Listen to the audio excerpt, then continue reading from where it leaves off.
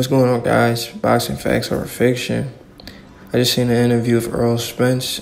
Fight Hub TV did an interview.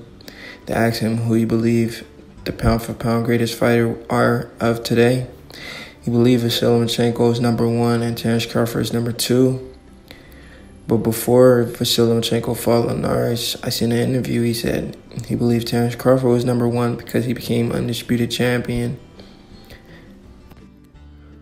I think Errol Spence keeps it 100, but I think right now he has fallen into the trap a lot of people has fallen into by placing Lomachenko into the pound-for-pound status as number 1. The reason why I wouldn't put Lomachenko on pound-for-pound status at number 1 because I felt like, yes, he's fought the bigger names, but he's always had the advantage, and he's always been the bigger man.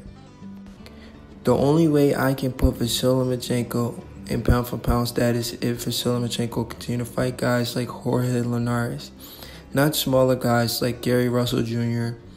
or the little guy Guillermo Rigon. Though you don't get pound-for-pound status for being little guys. You get pound-for-pound status for being bigger guys. If Lomachenko continue to beat on bigger guys, then he's pound-for-pound number 1. You can't argue with that. But I respect Errol Spence's honesty, his opinions, his views. I feel like he's been suckered into picking Lomachenko as pound-for-pound number 1. But I agree with him that it could switch, Crawford being number 1. And in my opinion, I believe Crawford's number 1. But it is what it is. That's Errol Spence's opinion. He might have been backed up to a wall, which is why he said what he said. And then Errol Spence was asked where he will put himself as pound-for-pound. He said he's critical on himself.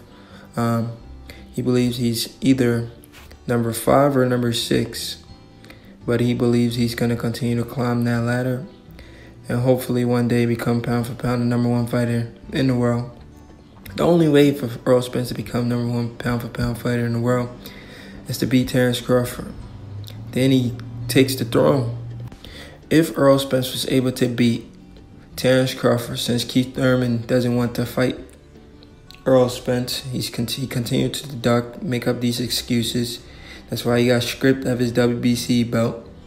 The guy claimed he was injured, went to Nepal, and was boxing in the streets. It's disgusting how a champion like Keith Thurman holding 2 belts has to be stripped because he doesn't want to fight Errol Spence.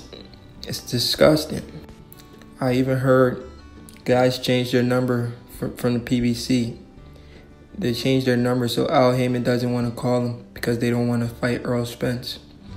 But Errol Spence has a bright future, man. This guy, he's a come-forward dude. He doesn't show too much defense. He says he has those defense. He just likes to block punches. And the casual fans love to see Errol Spence come forward.